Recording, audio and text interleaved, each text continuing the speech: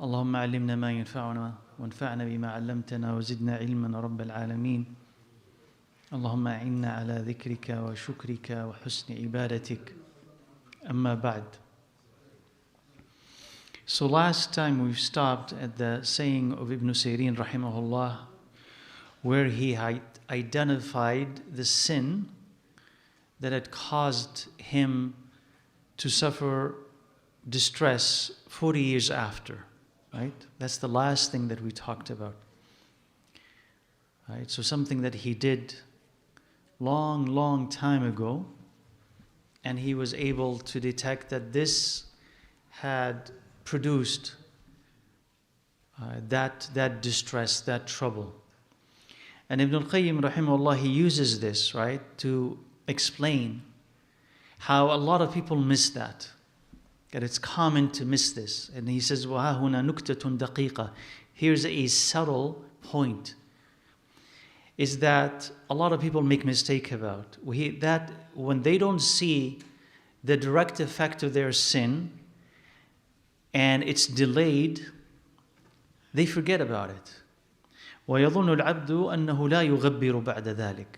So the servant thinks that sin will cause no dust after this, because he's going to take this from that verse of poetry where someone said, إِذَا لَمْ يُغَبِّرْ حَائِطٌ فِي وُقُوعِهِ فَلَيْسَ لَهُ بَعْدَ الْوُقُوعِ غُبَارُ. He says, if a wall, when it falls, in the aftermath of that, it produces no dust back up, so there's no mess, then you expect that it's not going to cause any more dust afterwards, right? Which is true with physical things when they fall. You anticipate, it falls, what is the aftermath? What's the consequence? Nothing, you're safe, then you're safe after.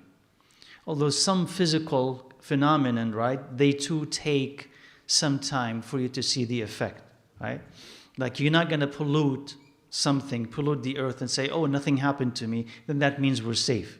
It accumulates. But it's true with a lot of physical things, right? If I escape from this accident, then this car is not going to kill me, right? But it's saying this sin is not like that. It doesn't act like this. If you survive its immediate impact, it doesn't mean that you've survived its effect.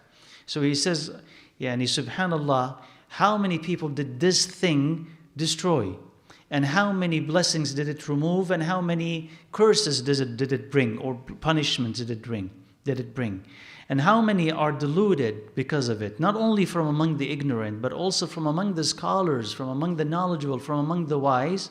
When they fail to see the immediate consequence of the sin, they think that they are safe. So he says, if that deluded person understands that this sin will fall on you, will follow you, okay, as poison does, and as an injury ultimately leads, right, that's left untreated, it festers and festers and festers, right? So if you take the kind of sin that doesn't kill you immediately, but it's in your body, should you believe after ingesting that sin that I'm safe? Or maybe its effect is delayed. That's what he's saying. Maybe it will kill you in 24 hours, 48 hours. That's the nature of that poison. But it's there in your system. Or there's an injury in your body and you don't take care of it. And you think, I'm fine, I'll continue to live. But it gets infected. And that infection spreads, and in time it kills you. He says that's what sin is like. It's an injury in the heart, an injury in the spirit. If you don't see an immediate result to it, don't think that you've escaped it. And he brings as support what Abu Darda had said, radiyallahu anhu. He says, "U'budu Allah ka'annakum tarawnahu." He says, worship Allah Azza wa Jalla as if you can see Him, and consider yourself to be among the dead. And know that a little bit that is sufficient for you, meaning from the dunya, is much better than a lot that will distract you and cause you to rebel. And know that righteousness does not wear out, will continue to be for you, right? It's not going to be lost. And that sin will not be forgotten. وَأَنَّ الْإِثْمَ لَا يُنْسَى. And all of these, like each one of these sentences, is beautiful on its own. اُعْبِدُ اللَّهَ كَأَنَّكَ تَرَاهُ. That is what the Prophet ﷺ said. Worship Allah as if you could see Him. And then he says, count yourself among the dead.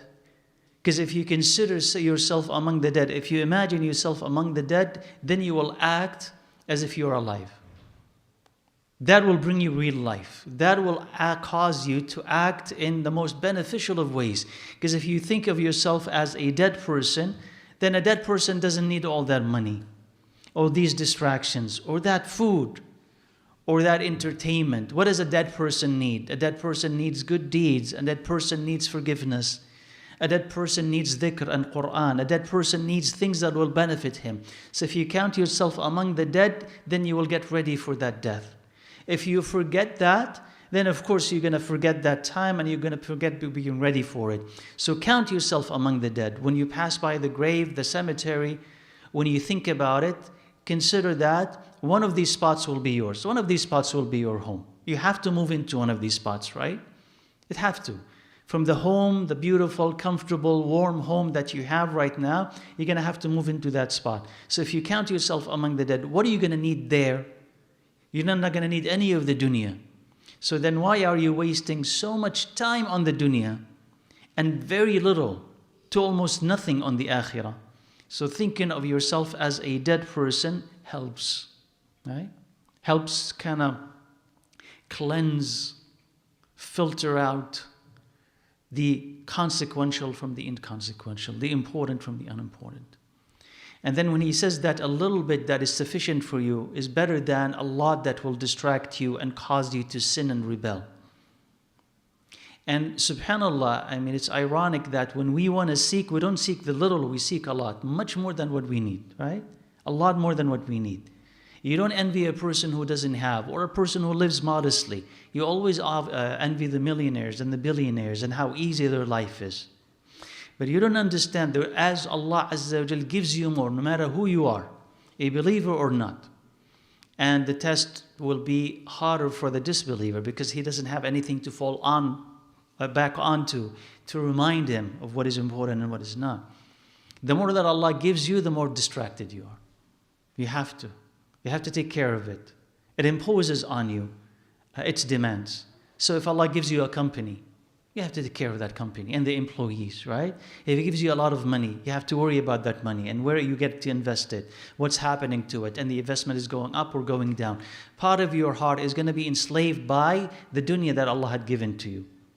And it's not a necessity, but that's what is common. That's what's common. Allah gives you a company, gives you a palace. What are you going to do when Allah gives you a palace?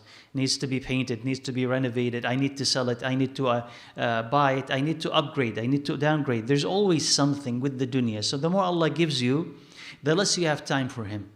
So Abu Darda is saying a little bit that is enough for you is better than a lot that is going to distract you and actually ruin you.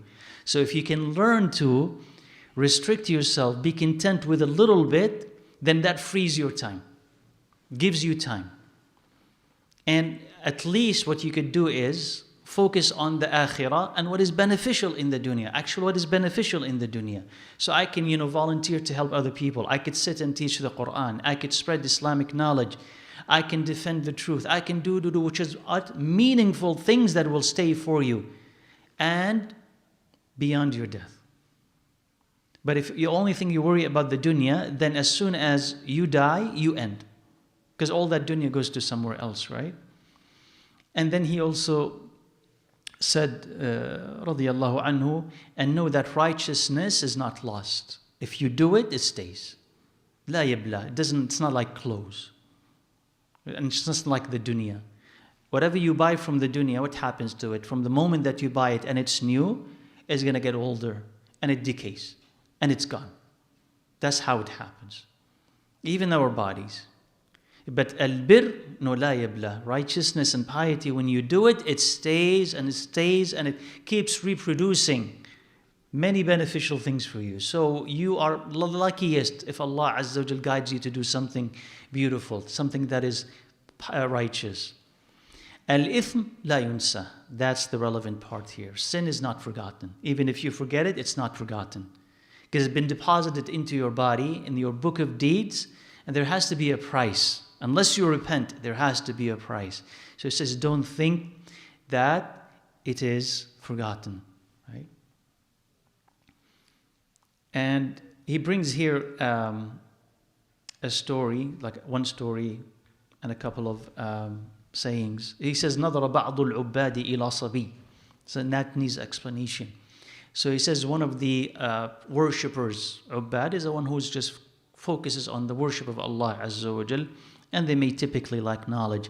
قال فتأمل محاسنه, right? So he looked at him and he admired his beauty, the beauty of this lad.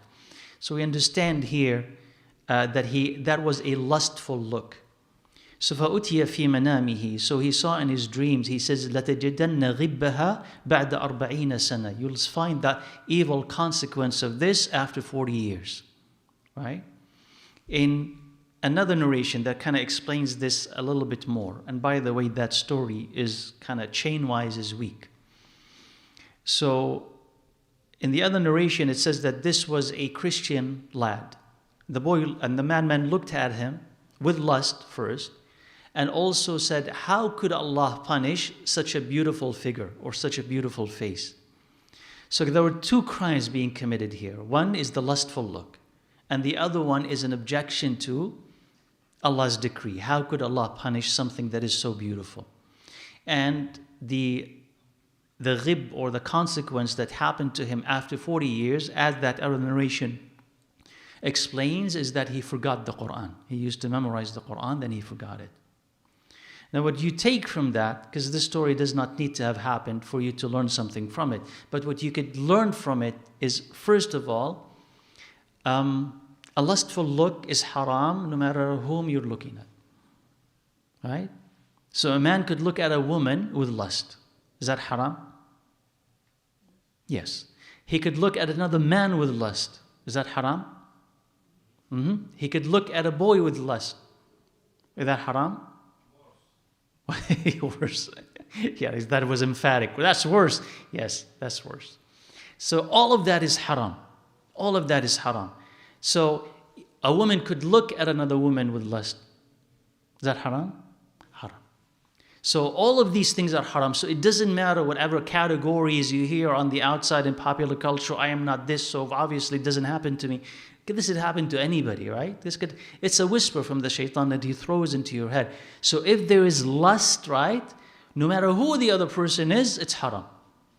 So you need kind of to distance yourself from that person, right? And not look at them. And not say, well, it's just another man. Or no, it's just another woman. It's haram, period. So that's one thing.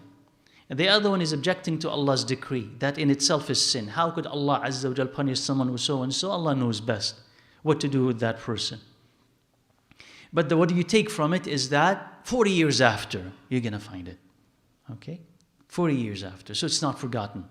Unless you repent from it, right? And Ibn al-Qayyim says, هذا مع أن للذنب نقدا معجلا لا يتأخر عنه. This is in addition to the fact that each sin will have an immediate price, immediate consequence to it. In addition to the delayed one, there has to be an immediate one. So he said, قال سليمان التيمي إن الرجل ليصيب الذنب في السر فيصبح عليه مذلته. He says a person would commit the sin privately, and in the morning he would carry its shame. He would carry its humiliation. No one has seen him. But he within himself feels the shame of that sin. I've done something that is wrong. So as he comes out from his home, as he progresses throughout the day, as he talks to people, he's carrying the burden of that sin on the inside. He doesn't feel right. And if a person could be perceptive, he could see the effect of that on him, right? But at least, even within himself, he's carrying that shame, that disgrace. He's not right. So there is this madalla, humiliation to that sin. Has to follow every sin. So he says, even if it's done privately, it could be known publicly. And that is the thing. That is the thing. And then Yahya ibn Mu'adh al-Razi, he said, and this is something kind of very insightful. He said, عجبت من ذي عقل يقول في دعائه اللهم لا تشمت بي الأعداء. He says, I kind of marvel and I'm surprised by someone who in his dua, he would say, Ya Allah, don't let my enemies gloat at me. Meaning that I would have a setback, I would have a mistake, and my enemies who are waiting for my mistakes would gloat and feel better because of that. They say, "Ah, look at him now." So that type of gloating is painful. Those who hate you, to see those who hate you happy because of your misfortune. He says, "Ya Allah, don't make that happen." And that's in fact part of the dua of the Prophet ﷺ, to seek refuge from such a situation. Don't let my enemies gloat at my misfortune, my setback. So he says, I'm surprised when a person who says this in his dua, yet he is the one who is driving himself to his enemies gloating at him. He causes that to himself. They say, how is that? He says, he disobeys Allah Azza wa Jal, then all of his enemies on the day of judgment will be gloating at him. Right? Meaning you are causing your own downfall. So because when you sin, you brought yourself down. And you know that you have those who hate you. And you now in the dunya, you're hiding all of your mistakes. Right? Okay, what is your job? Oh, that's a high-paying position, because you don't want to tell them where you really work. People want to kind of criticize you. How much are you paid? You'll inflate it. How about your family life? You'll inflate because you don't want. You hide all of these things, right? All the bad things, all the things that you think are not worthy of praise, especially when you're talking to an enemy, because you don't want them to criticize you for it, right? Or find fault with you. So you hide it. But he's saying here, every mistake is a fault. Every mistake is a shortcoming.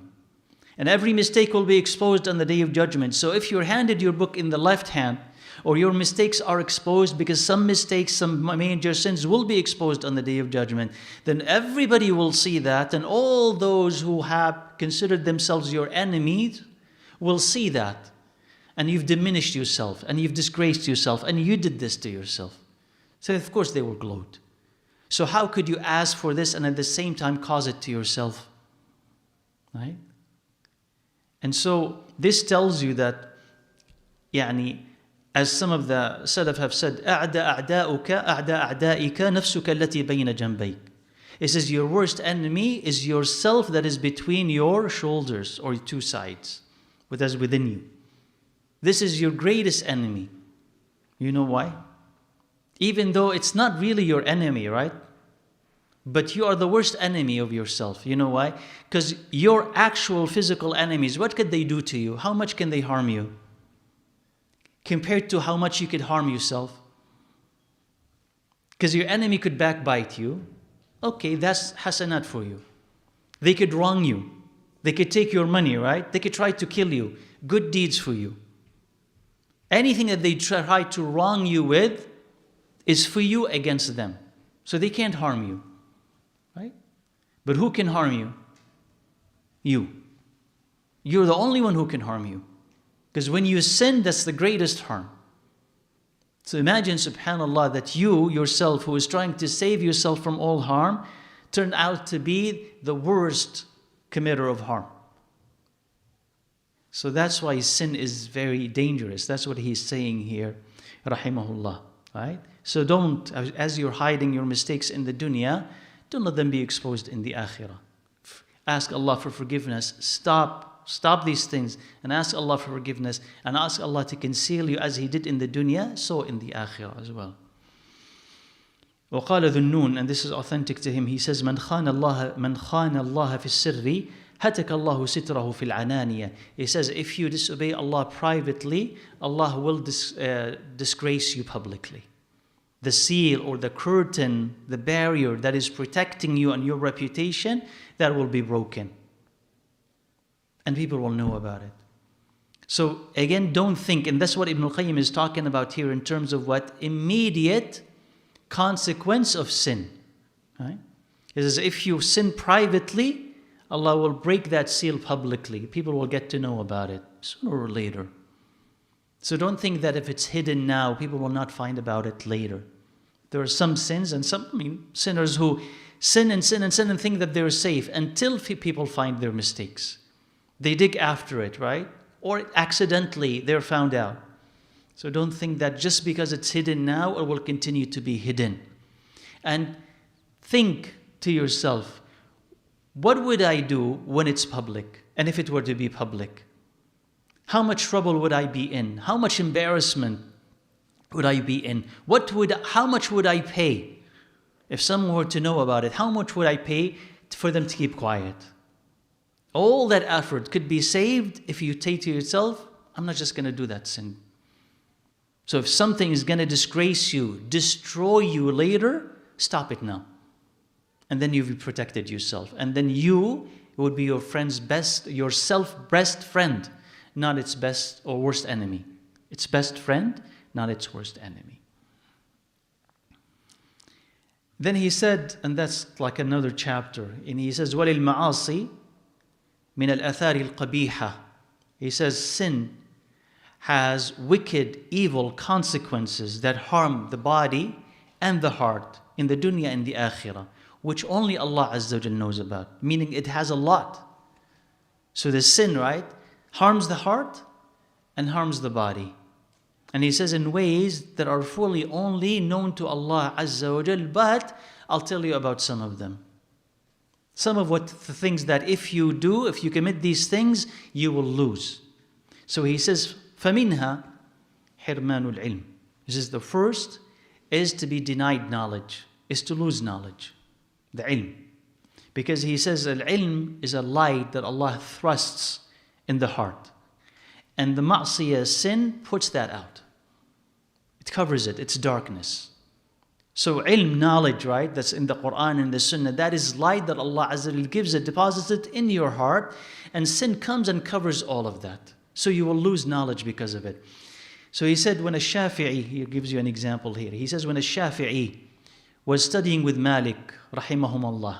So Shafi'i is Malik's student.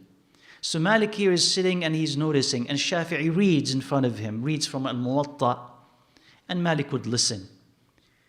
And he says, Malik أعجبه ما رأى. He admired what he saw from Al-Shafi'i. He admired how intelligent he was and how deep his understanding is. And he was young, Al-Shafi'i. So he saw a potential. So he said, إِنِّي أَرَى اللَّهَ قَدْ أَلْقَى عَلَى قَلْبِكَ نُورًا. He see that Allah had given your heart light. So do not put that out with sin. I saw that here is, you have this great potential. You memorize very quickly. You understand very deeply. And I see a lot of good that is in you. And that is a gift from Allah Azza wa Jal. Like all of us have gifts from Allah Azza wa Jal. Now, this gift, there is no promise that it's going to stay yours. So if you disobey Him subhanahu wa ta'ala, you could lose it. Whether it is memorization or understanding or love for knowledge or being able to process it, you could lose all or some of it. Right? And Shafi'i has those two verses of poetry that are very famous, attributed to him. He says, شَكَوْتُ إِلَى وَكِيعٍ سُوءَ حِفْظِي. I complained to Waki' about my bad memory. So he guided me to leaving sin and told me that knowledge is a virtue and the virtue of Allah will not be given to a sinner. So one of the medicine of a bad memory, some of us just have bad memory, naturally. Our memory is not good. And some of us have incredible memory naturally. He's talking about things that are beyond that. And a way to enhance memory. So if you want to know ways how you can enhance your memory and memorize better, no matter how good or bad your memory is, he says this is one way. So what is it? He says leave out all sin. Sin pertaining to eyes and to the ears and to the hands and to the body and to the thought. Leave sin. Why? Because it takes you in a very different direction than the direction of knowledge. The direction of knowledge, you want to be direct, connected to Allah Azza wa Jal. You want to receive knowledge from Him subhanahu wa ta'ala. Because knowledge, by the way, is not just simply I read. Do you have the stamina to sit and read? Do you have the patience? An hour or 2 hours to sit and read? Who's going to give you that? And you'll see, and when we're going to talk about sin, inshallah, what it gives and what it takes. But who's going to give you that patience, that ability, that craving? Because the heart can want it and can hate it. Who's going to give you that? Allah Azza wa Jal. And also, right, it's not just simply reading. It's read in the book. Two people can read the same page. They won't understand the same thing. They're always going to give you that clarity of understanding, that crystal pure appreciation of what Allah had said. Oh, this is what He said.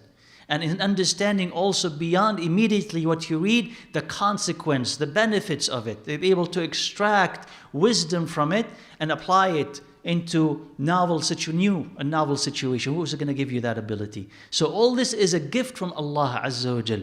So if you taint it with ilm, or taint it with disobedience is taken in a very different direction. So all that dies. All that dies. And this might be, wallahu a'lam, one of the reasons, right, why today we can say the knowledge is more invisible and hidden than it was in the past. People quarrel over things more so than in the past, especially at the time of the Sahaba. So you look at the Sahaba of the Prophet ﷺ, their disagreements were not extensive.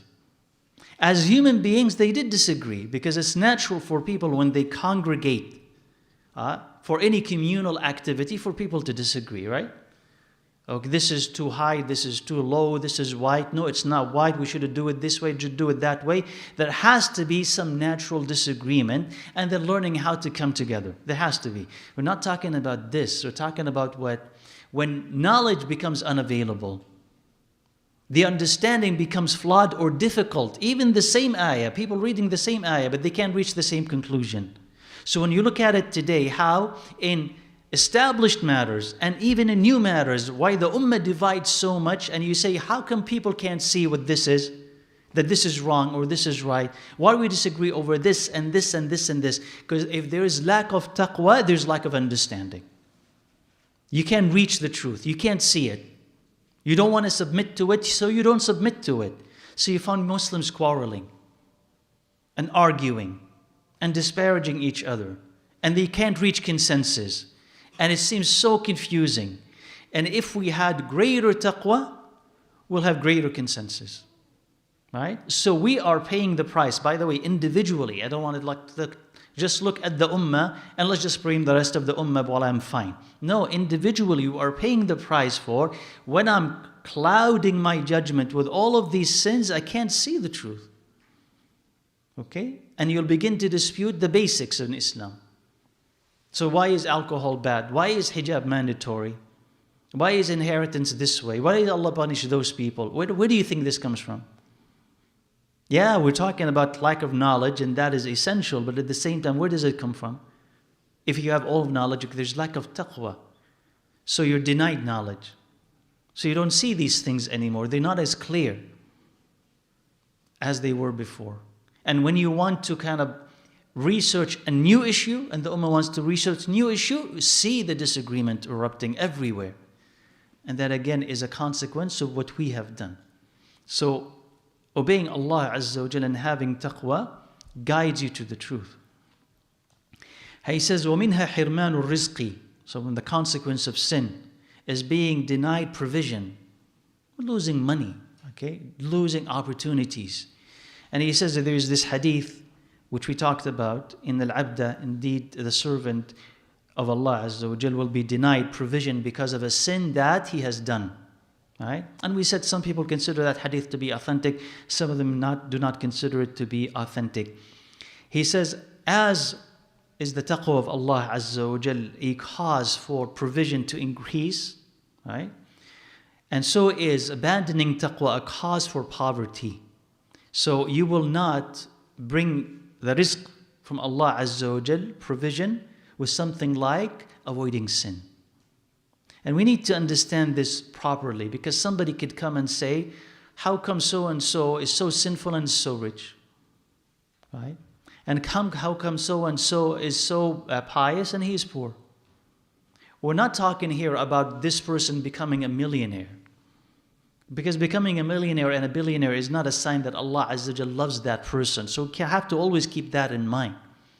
But we're talking about when you have taqwa, Allah Azza wa Jal blesses this earth. Right? So Allah Azza wa Jal says in this ayah, which is in the following ayah, which supports that hadith, وَلَوْ أَنَّ أَهْلَ الْقُرَىٰ آمَنُوا وَاتَّقَوْا لَفَتَحْنَا عَلَيْهِمْ بَرَكَاتٍ مِّنَ السَّمَاءِ وَالْأَرْضِ وَلَكِنْ كَذَّبُوا.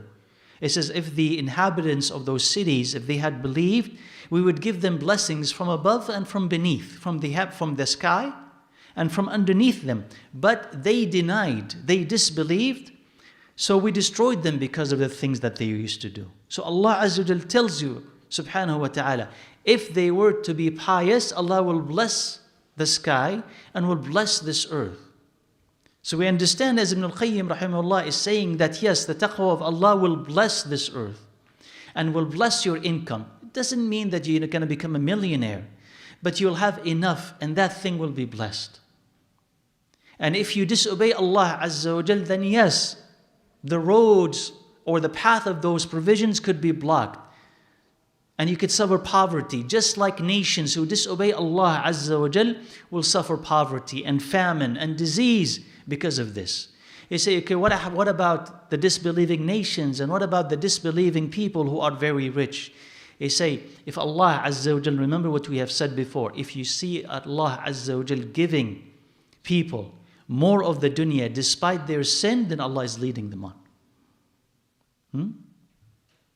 So they're past the point of reminder anymore. They're not being reminded now. Because if Allah Azza wa Jal wanted to remind them, what would He do?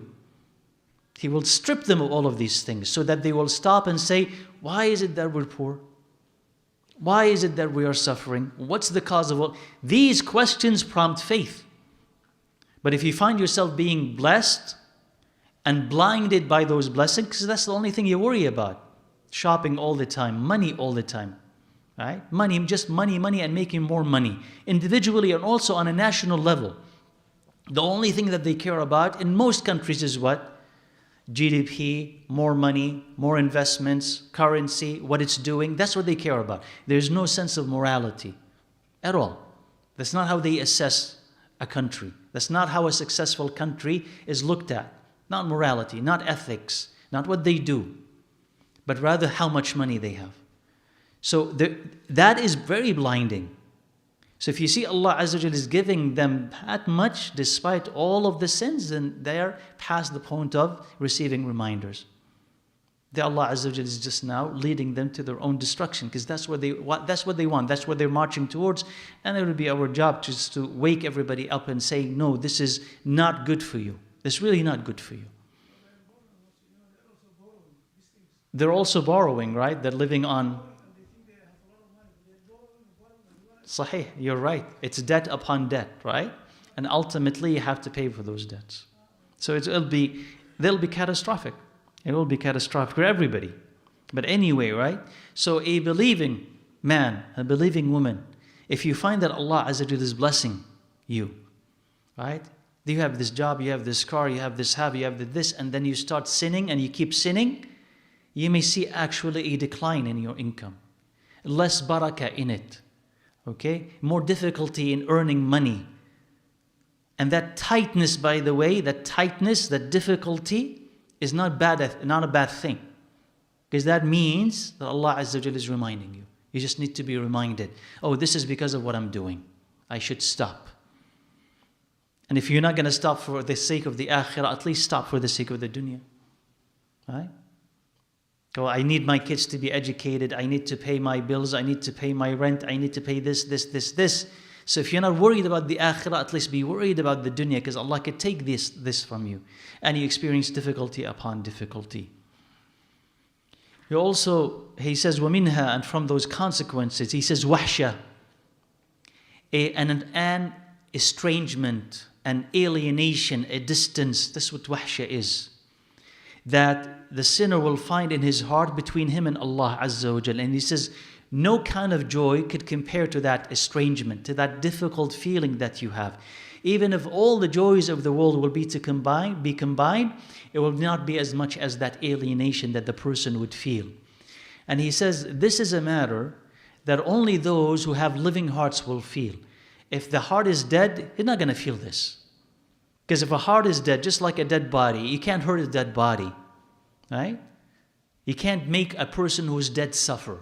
He's already dead. If the heart is already dead, you won't feel this. More sin, which is going to add more alienation from Allah, he's already dead. But he says, if the heart is alive, You will feel that alienation, that estrangement. Okay? And he says, فَلَوْ لَمْ تُتْرَكِ الذُّنُوبُ إِلَّا حَذَرًا. He says, if you were to only leave sins, just to avoid that estrangement, it would be suitable for you to leave it. You must then just leave it, just because of that feeling that the person will have in his heart. And I hope you understand what that means, right? An estrangement between him and in his heart, between him and Allah Azza wa Jal. And he's going to talk after about an estrangement that he will have between him and people. But you understand the distance that he's talking about? That's when you commit a sin. Compare that to a time when you were close to Allah Azza wa Jal, obedient, righteous, responsive, happy without obedience. So you read the Quran and you're happy. You feel content. You fast and you feel happy that you finished your fast. You make a dua and you feel something in your heart. And it gives you joy. And you feel you want to do more of that. And you have enthusiasm. You remember that feeling. You know that feeling. When you sin, you drop out of all of this. It's like you've been thrown far away from it. So you can't have that feeling. And the miserable thing is that you think, should I read the Quran? But you find yourself resisting you. I don't feel like it. You don't feel like touching it. You open it, you don't feel like reading. You read a little bit, you don't feel much. That's the estrangement that he talked, that alienation and distance. You want to read the Sunnah? No. You want to hear the adhan? It upsets you. It does. Okay, what is this, right? Because you're somewhere else, very far.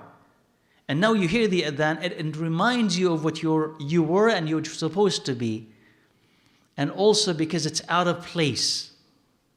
It's really out of place for you. So you feel it's hard to accept, hard to listen to.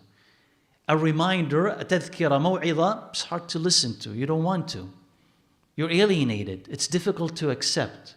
It's like a diet. You're used to let's suppose you go on a carb-free diet for a lengthy time, and then you eat bread. What happens to you? You want to throw up. Just bread. You will throw up. Or without meat for a lengthy time, and then you eat meat all of a sudden, you want to throw up. Just the regular meat or bread that you eat right now, and you could consume fine. That's the type of alienation. The body rejects it. Here, the soul is rejecting it because it had been poisoned. So that's what the estrangement that he talks about. And he says, it's difficult because you're alone. Allah Azza wa Jalla is not around, you're alone. And he'll talk more about it in ways that are really relevant for how a lot of us feel. And he says, وَمِنْهَا الْوَحْشَةِ, and from it, and also an alienation that happens between you and people, especially the righteous. So now you're alienated from Allah, and also you're alienated from people. So he finds this alienation between him and them, and the greater this alienation is, the greater his distance is from them. So he doesn't want to sit with them. And he doesn't want to learn from them or get any benefit from them. And he finds greater comfort in sitting with the party of the shaitan, meaning with the shaitan and those who espouse and propagate what the shaitan loves, the sinful people. Oh, those are my people. If they sing, oh, that's where I feel comfortable. If they act, that's where I feel comfortable. If they cuss, if they are obscene, that's that environment that I like. You find yourself in it.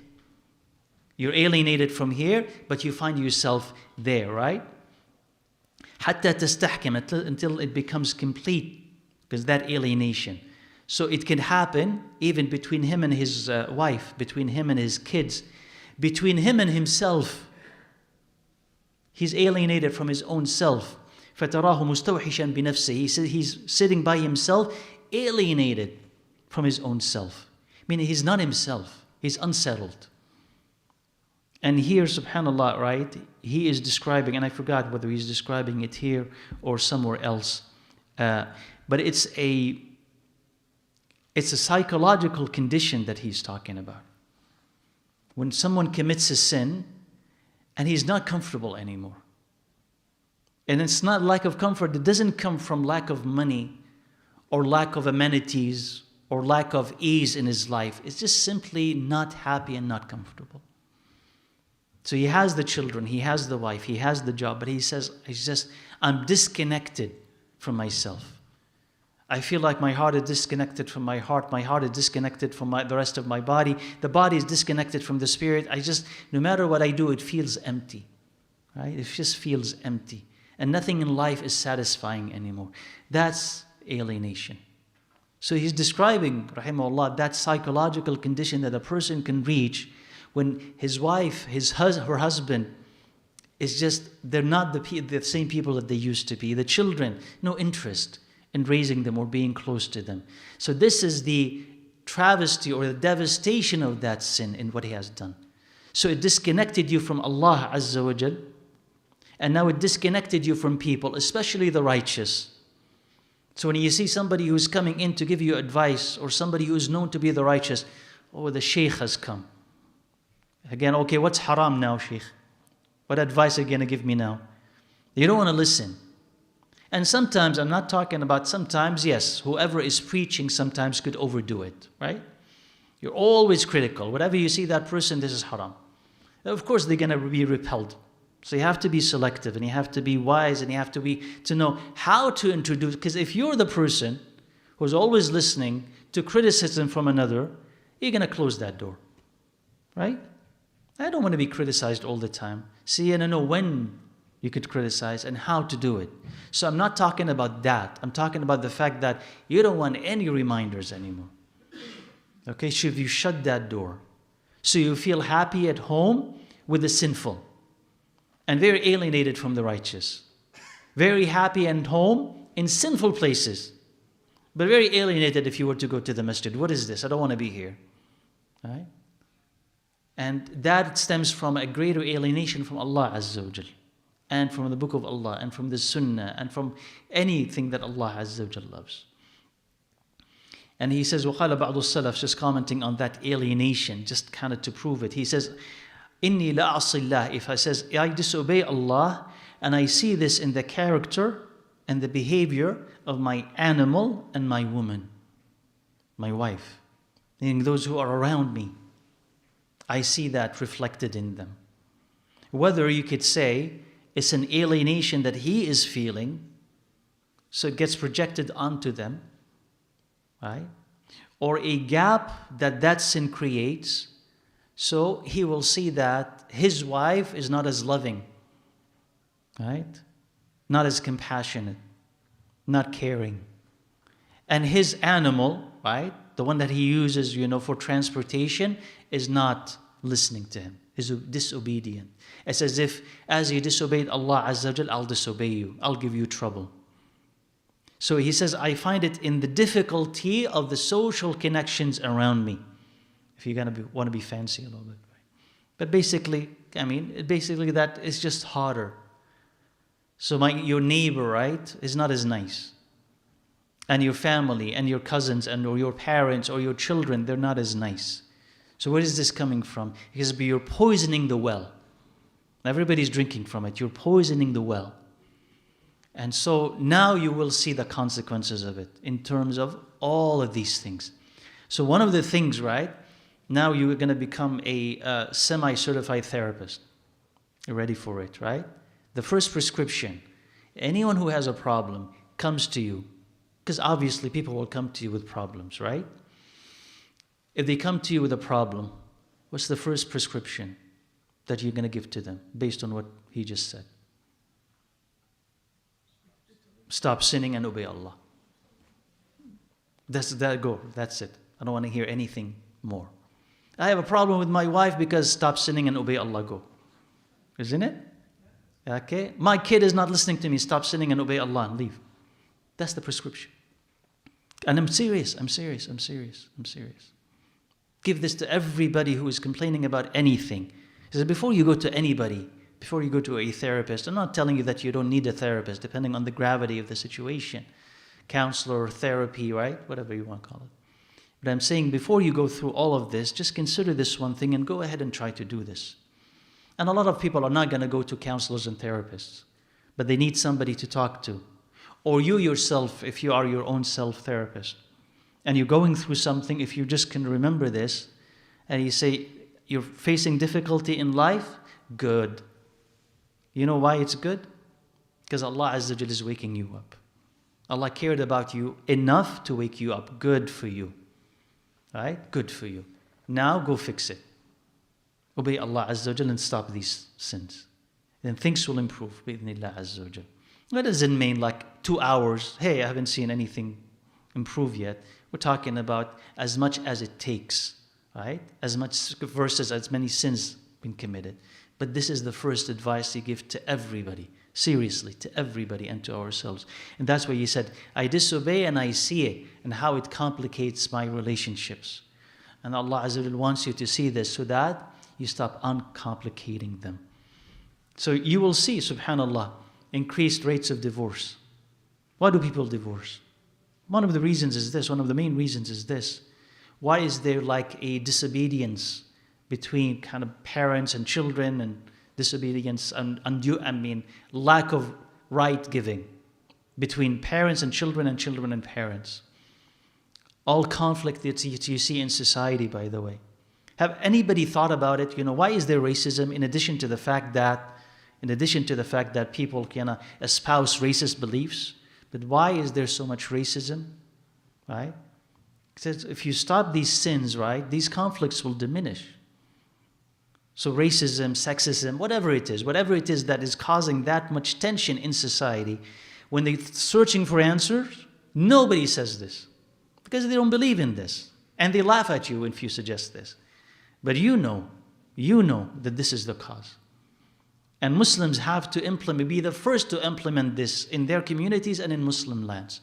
Stop sinning, or else you will see this in worsening social conditions between people. People will hate each other. You know this. And if not, you will see how the country will break. Give it time. Give it time. You'll see how the country will break. ومنها, he said, تأثير أموره عليه. He says, facing complexities in life, hurdles and obstacles in life. He says, if he heads to do something, if he wants to do something, he will find it difficult or closed. He cannot pursue it. And he says, similarly, as it is that whoever has taqwa of Allah Azza wa Jal, Allah will give him ease in his affairs. If you don't have taqwa, you'll find difficulty in your affairs. And he says, subhanAllah, he says, how could a person find the doors of righteousness or whatever is good in life open while he's sinning against Allah Azza wa Jal? He says, subhanAllah, he says that the servant of Allah Azza wa Jal will find the doors closed. And what he wants, the benefits, right, are beyond reach. And the path to them are very difficult. And he does not know why that is the case. But we should know why that is the case. And what he says is true. وَمَن يَتَّقِ اللَّهَ يَجْعَلْ لَهُ مِنْ أَمْرِهِ يُسْرًا. The one who has taqwa of Allah Azza wa Jal, Allah will give him ease in his affairs. وَمَن يَتَّقِ اللَّهَ يَجْعَلْ لَهُ مَخْرَجًا. The one who has taqwa of Allah, Allah will give him, He will rescue him, give him exit from the difficulty that he's in. So consider that if we find ourselves stuck in situations with no exit, I don't find an exit. How do I survive this? How do I get away from it? Okay, it's with taqwa. But if we find ourselves unable to, then taqwa is lacking. Or difficulty. You go here and you try to do this, door is closed. This door is closed. This door is closed. Why is this happening to me? He's saying because of a lack of taqwa. So you want ease in life. And again, it's not ease in life. Taqwa, go buy the lotto. That's it. I have millions of dollars. It doesn't work like this. Or I have taqwa of Allah Azza wa Jal. Somebody comes to the masjid, you're hired. It doesn't work like that, right? So don't expect it. That's a little bit naive, although, hey, it could happen. Who says that it may not happen? It could, right? Allah Azza wa Jal could be very generous with you, and He wants to show you a karama. He wants to honor you, so He shows that to you. It's possible. I'm not going to deny it. But don't wait for it, and then complain because it didn't happen, because typically things don't happen like that. But rather, if you have taqwa of Allah Azza wa Jal, and then you start something, you'll find that Allah Azza wa Jal is with you. Even if this door closes, He opens another door. And He gives you what? Ease. And He gives you pleasure with whatever He has decided. Oh, this closed? That's fine. That's fine. Another thing just comes to you and it opens itself. So that is A consequence of taqwa. You will find that if you really have taqwa of Allah Azza wa Jal, whatever door closes, Allah gives you an alternative. He takes you by the hand to it. He does not let you suffer. He is always with you, right? And that is the ni'mah of being close to Him subhanahu wa ta'ala. It's like somebody taking care of you. Again, physically, imagines that just because you just behaved well once, right? A millionaire sees you and he adopts you. I think they used to do this back in the olden days, right? It'll be a sponsor. Okay, whatever you want to study, I'll sponsor you. You want a house, I'll sponsor you. So he's always what? Around you, taking care of you. You won't be afraid. You won't be anxious, right? You'll feel that there's always somebody protecting me, right? I have this wealthy benefactor who's always taking care of me. But if you think of Allah Azza wa Jal as the real and ultimate and really only benefactor, and you're close, not like distant and then say, oh, He'll take care of me. You're close, you're really close, and you feel Him close to you, then you really won't be afraid. Because wherever you go, the benefactor is with you, and He's guiding and He's given. And even if it doesn't, even if things don't happen, you say, Alhamdulillah, that's fine. Something else will come instead of it. Something else will take its place. So you're always at ease. You're always happy, always comfortable with whatever Allah sends. Right? If you can reach that stage, whatever happens, I'm happy with it. I'm content with it. You'll be happy the rest of your life, as long as you have that peace of knowledge and then practice. But of course, we will lose it, and then we have to run after it again, then lose it and run after it again. But we have to keep pursuing it, just to be happy with Allah Azza wa Jal as Allah is, with what Allah decides. Okay? With whatever He gives you. Now, and I think, let's stop here, inshallah. We'll continue the series of causes, inshallah, next week with Allah Azza wa Jal. Let me know, inshallah, if you have questions, and I'll look at online questions as well. By the way, inshallah, I don't know if I mentioned this before, but if we are going, and we are live on YouTube and Facebook, so if someone is watching live online, I will be able to access the questions posted on YouTube, inshallah. So just make sure to head to YouTube and post your questions over there, inshallah. Yeah. So you mentioned like a point about spirituality, how sometimes spiritually like there's a difference between physical issues and spiritual issues. So for example, when a person is suffering anxiety or depression, sometimes maybe it's a spiritual issue, sometimes maybe it's actually they need to go see someone like a psychiatrist or a psychologist. So how do we balance between that when it comes to resolving it? Jazakallah khair wa laka fik. So he says, he's commenting on the fact that things could have spiritual causes and physical causes. So he says when it comes to mental health issues, such as anxiety and depression and the likes, he says, how do we know when it's simply a spiritual matter that needs spiritual attention, and when somebody actually would need to go see a specialist in mental health who would be able to help them with all of this? So, of course, I mean, what you said is right. There could be both physical causes and spiritual causes to this. And this is, by the way, primarily is a spiritual, right, condition. Because it's related to what?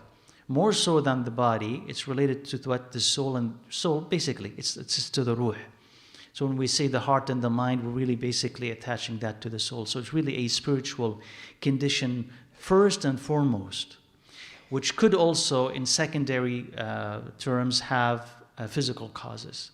Now, even if you go to as I said, a specialist in the healthcare profession, you always will need the spiritual component. You'll always need the spiritual treatment. Even if the person were to suggest to you, here's some medicine for you to take, you cannot continue to take that medicine as a solution.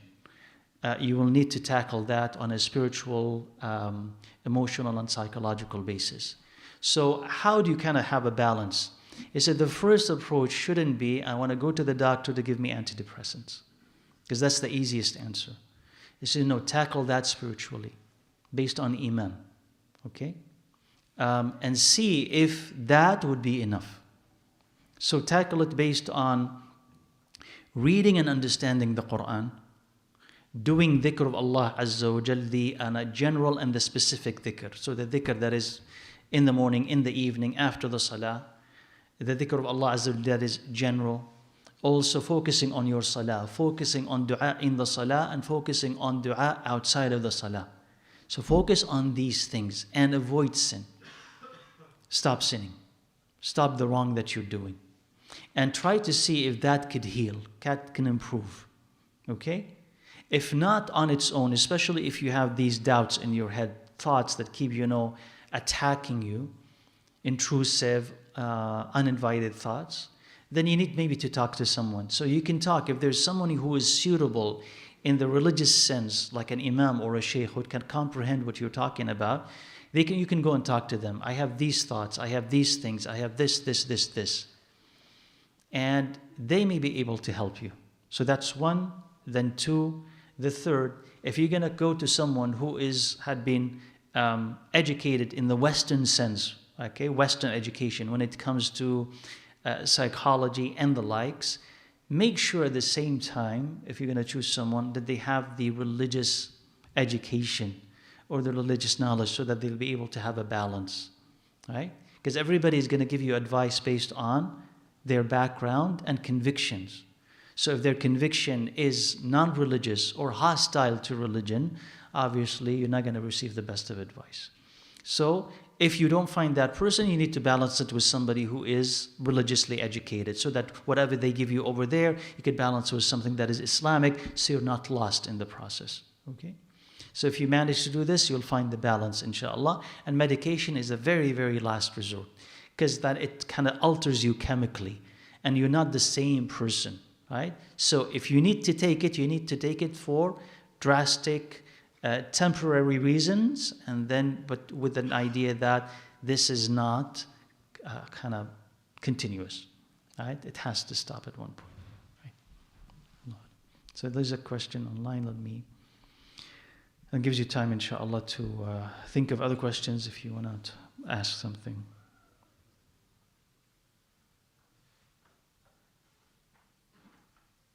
Okay, let me see if I can understand this if I read it loud. When someone is at school as a Muslim and you're asked by your friends, oh, you should start wearing things Muslims should not put on. You should start, in a way to convince me to sin, what can someone do? Then realize that if they're trying to convince you to sin, that they are being, unwittingly maybe, the helpers of the shaitan. They're doing waswasa, whispers, but this is coming from a human being. So you need to remind them that this is wrong, Allah hates this, distance yourself from that talk, and if necessary, if the only way to stop that is to distance yourself from them, then you distance yourself from them, because you realize that they are not the best of people. If the people who are around you are trying to convince you to sin, then they're convincing you to harm yourself. So what do you do with a person who's trying to convince you to harm yourself? They either stop or you kind of move yourself away from them. But you tell them that this is haram, inappropriate for a Muslim, upsets Allah Azza wa Jal, brings the disasters that we talked about in the akhirah and in the dunya. So you counter that by these reminders. And if you don't know, go and learn them and come back and be ready. Why is this haram and what are the consequences, right?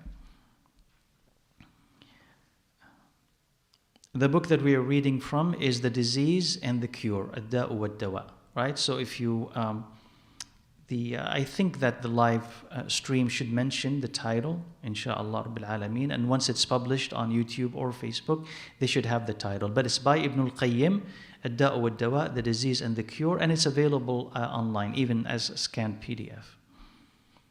I'm sorry, I mean, some people don't like that when I say available as scanned PDF. I'm just stating a fact just for ease, but please go buy the book itself. Okay. Do these consequences of sin begin from the time of puberty? I had difficult time all throughout my adolescence, and I wonder if from when I was 11 I was paying for my sins accumulating. You don't sin until you reach puberty, right? You don't sin until you reach puberty. But for whatever had come before that, if you feel bad for it, compensate for it. You just, give sadaqah or do some good deeds, right? Just to balance if there's harm that you've caused, just to balance that. But no, sins actually begin accumulating from the time of puberty. So today we see this question, we see sins as flies, and the companions see their small sins as mountains. Sins solve every problem. What practical steps can we do to leave sins that everybody seems to be okay with? Of course, what you said is important, is, let's say first, to identify, to actually know that it's a sin. Because we've lost sight of what is sinful, right? Because we're so used to it, and everybody's doing it, or everybody's promoting it. When I see everybody, I understand it's not everybody, but I see most people. So when that's the case, it's really hard to identify it as a sin. So you have to stop yourself and say, hey, wait, isn't this a sin? Right? So we need reminders. And you need then to be around people and things that will remind you. Because you're going to forget on a weekly basis. So what are the things and people who will remind you? You'll find in the house of Allah Azza wa Jal. You'll find them in books. You'll find them in the Quran, in the Sunnah, reading, in listening to lectures, in coming to the masjid, in having the righteous be your companions. You need these reminders. And you need to force yourself to be around those people and around those things. Force yourself. Like if you are a person who reads, you say, I have to read every single day. Or by the end of the week, these many pages need to finish. The Quran, obviously. I need to, by the end of the week, have finished this much of the Quran. I need to be in the house of Allah Azza wa Jal for the khutbah, for the halaqas. If not, I'm listening to this lecture and this lecture and this lecture. So you need to push yourself to remember that there are things that are wrong and things that are right. So the reminder will kind of enliven your heart again, so that you know that it's wrong and that there is a need to avoid them. So those are the practical steps that I give. The more that you stay away from them, the more likely that you will view them as haram, and the more that you worship Allah Azza wa Jal, the more distasteful these things will look when you stay away from them. But if you are in a context and environment that sees them as normal, of course, it's be very hard to stay away from all of these things, because they'll be part of you. You will be doing them, part of your own practice, part of who you are. So those are the things, the separation that comes from those reminders. And slowly, inshaAllah, you'll be able to build up that immunity. So your surroundings and who's feeding you and what they're feeding you, right?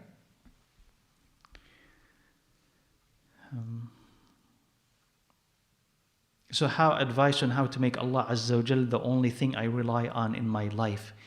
It takes time for this to happen. It's not the easiest of things.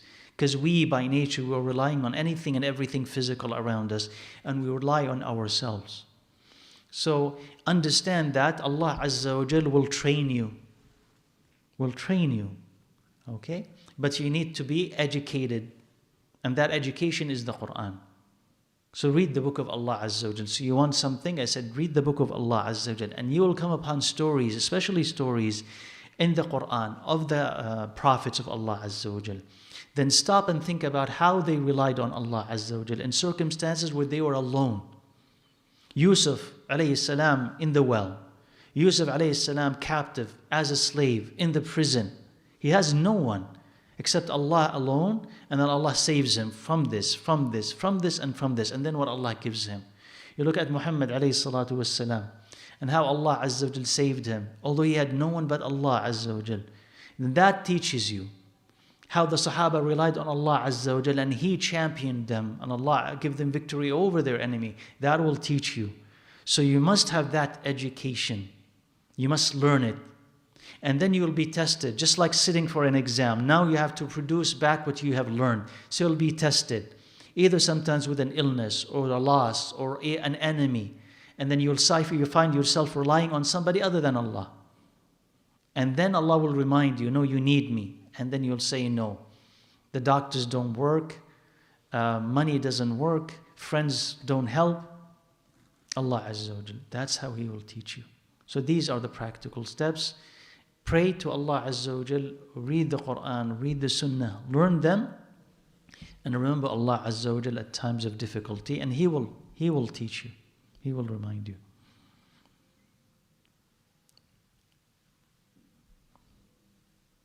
Okay, so he says, my brother makes haram money. How can I help him to stop? Make dua for him. Make a lot of dua for him. And when we say a lot, I mean a lot. Like as much as you care. Make that much dua, right? So make a lot of dua for him. Keep giving him advice. Don't give up on him. And sometimes the advice, as we say, is indirect is best. Maybe from you he's not going to listen, but from a friend he may. Or a lecture. Or a short reminder. Or a short story. Keep trying until you find access to his heart. So advice and dua, whether it's you or somebody else. So he's saying, I thought that if somebody sins in private, Allah will deal with them in private. That's true. That's true. But when the sin becomes habitual, and there is a disregard in it for Allah Azza wa Jal, Allah Azza wa Jal could expose them. Depending on the sin and what that sin is, and how harmful it is. So a person will continue, and of course, there's always a prohibition of moving your sin, as we said last time, from the private to the public sphere. But I say, even when it's private, there might come a time when Allah Azza wa Jal could expose someone because of how perpetual and habitual and harmful that sin is. So that's the case. And I think there's just one more. Let me just make sure.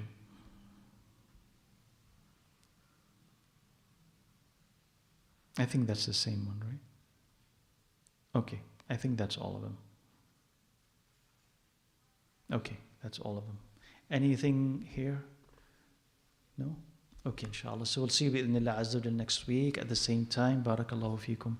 Subhanakallahumma bihamdik. Ashhadu an la ilaha illa anta astaghfiruka wa atubu ilayk. Alhamdulillah rabbil alamin.